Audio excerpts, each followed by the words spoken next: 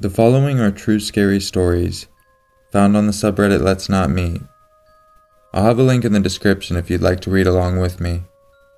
If you enjoy this video, don't forget to leave a like and subscribe so you can catch all of my future content. Let's begin. I was just at the grocery store with my 10-month-old son. He is a very social and friendly baby. It is very common for him to wave and laugh at people when we are out in public. I am 5'5", 140 pounds, also 4 months pregnant, and showing very much. My husband always warns me to be very aware of my surroundings, because I may seem like an easy target, being pregnant and having a small child. That, in part, has played into me getting my concealed carry permit. I had just entered the grocery store and was in the produce section. As I was weighing the tomatoes I had just gotten, I turned back to my son. By the way, I always have a hand or a foot on the actual shopping cart at all times.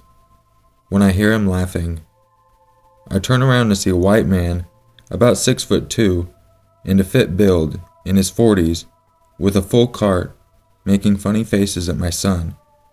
No big deal. I laugh along, and he proceeds to tell me, "Your son is beautiful. Look at his big eyes and long eyelashes." I thank him, but I had this really strange feeling come over me. He continued to gush over my son and kept telling me how beautiful he is. He goes on to say that his wife is a child modeling agent and can help my son get into the business because I needed to share his smile with the world.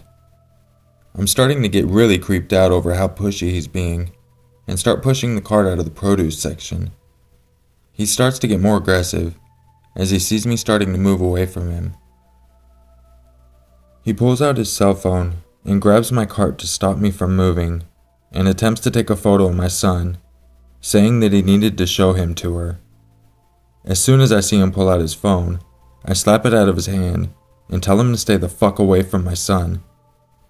He starts trying to calm me down and tells me how he was just trying to help me. I put my hand up and tell him I don't need or want his help and to leave us alone. He gets the message and backs off. About 20 minutes later, I'm in the frozen section and contemplating my ice cream selections. I had to open the door and squat down to get the pint that I wanted, and when I stood back up, guess who I saw standing at the foot of the cart? The same man as before. At this point, I'm freaking out. What in the hell is someone who had a full cart and I saw 20 minutes ago on the other side of the store doing standing in front of my child and me? He sees the expression on my face and says, "I'm sorry, I just needed to see that smile one more time." I put my hand up and tell him to stop and push my cart past him. At this point, I'm starting to panic. I call my husband while he's at work, and he doesn't answer.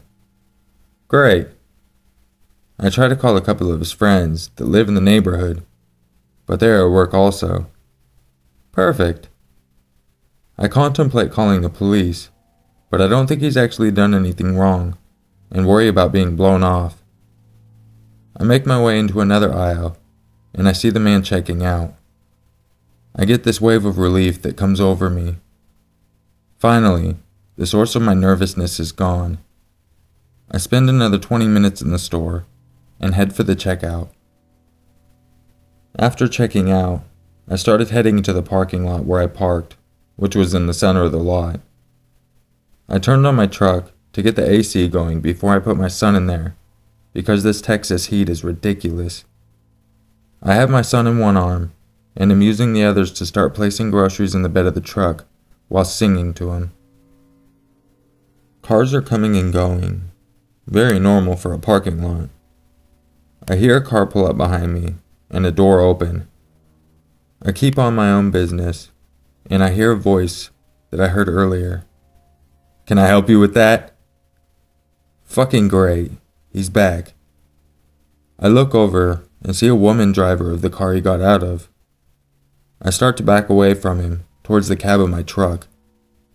It's a tight spot because of the car parked next to me.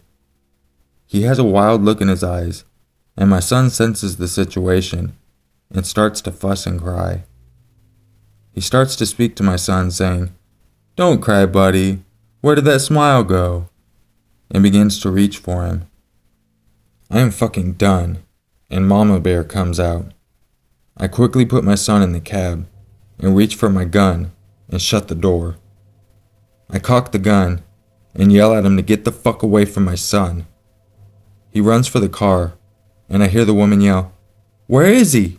We need him!" He starts screaming at her just to go. I come out from between the cars with my gun still raised, and as soon as she sees it, she takes off like a bat out of hell. I called the police and gave them a description of the couple and the car.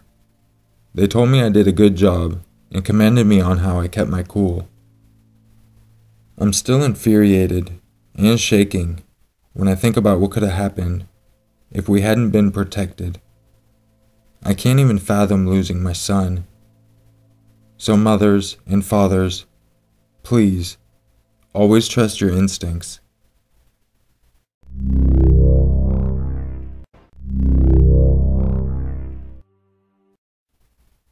It was a really late night in July, or rather, early morning, and my boyfriend and I were snuggling on the couch in our apartment.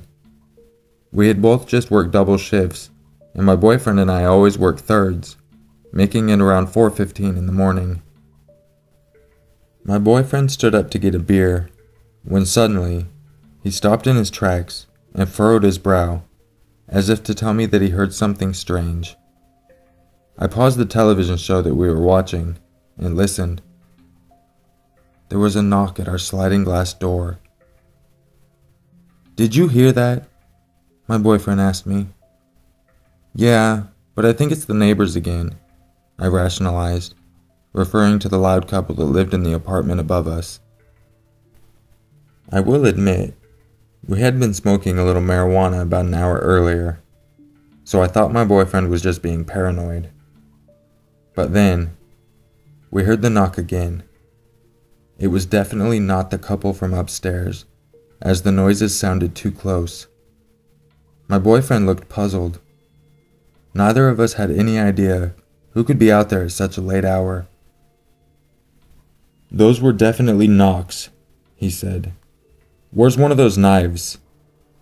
He was referring to the 2 buck knives that we kept for protection. In the past, we had had thieves looking in our windows, as we had a lot of electronics placed nearby.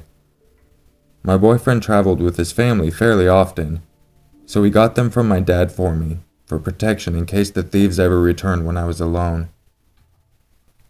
I told him that I didn't know where either of the knives were, so he frantically searched for one, before finding one in the storage closet.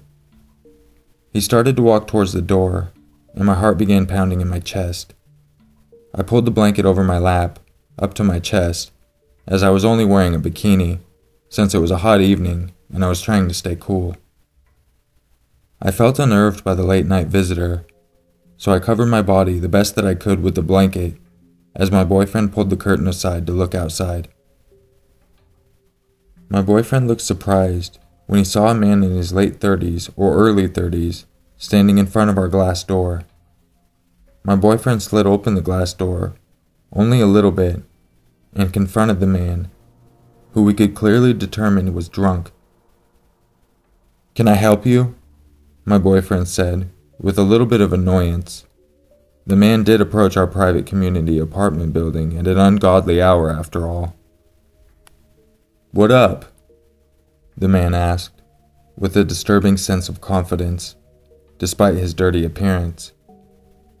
He started trying to peer past my boyfriend, trying to look at me, and he asked my boyfriend, "Just heard some freaky stuff around, and I was wondering if I could watch you all have sex." My boyfriend choked on his words, dumbfounded. He was much, much bigger than the man, probably by an entire foot and 70 pounds or so the stranger's sense of entitlement was extra off-putting. "No, absolutely not," my boyfriend managed, still awestruck. The man looked confused and kept trying to peer past my boyfriend at me, seemingly fascinated by whatever I was hiding under the blankets. I think he thought I was naked, but I wasn't willing to pull the blanket away to let him see that I was in my bikini.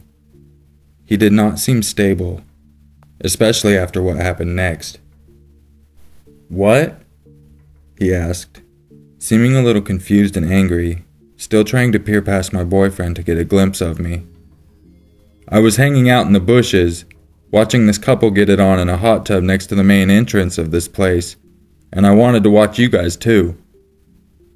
His voice was so authoritative, it made me shiver. He was becoming far too persistent for my boyfriend's liking. "No, dude. What the fuck?" my boyfriend said, more assertively, flashing the small buck knife and towering over the intruder.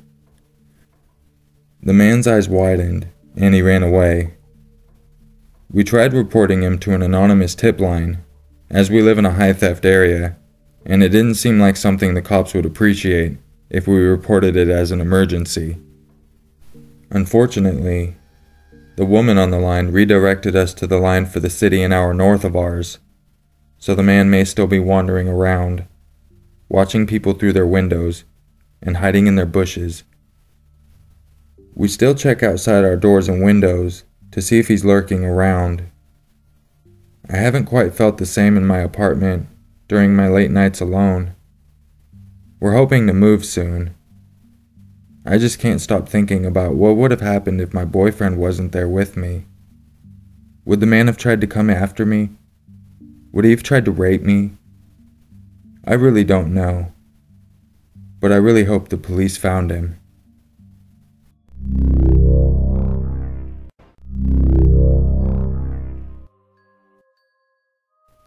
If you enjoyed this video, don't forget to leave a like and subscribe so you can catch all of my future content. If you aren't already subscribed to my other channel, Fear Your Maker, I'll have a link in the description and on the screen, so you can head over and subscribe. I'll have a video out for that channel later on today, so you won't want to miss it. If you'd like to talk to me on a more personal level, make sure you add me on Facebook. There's a link in the description for that. And just remember, it's always scarier if it's true.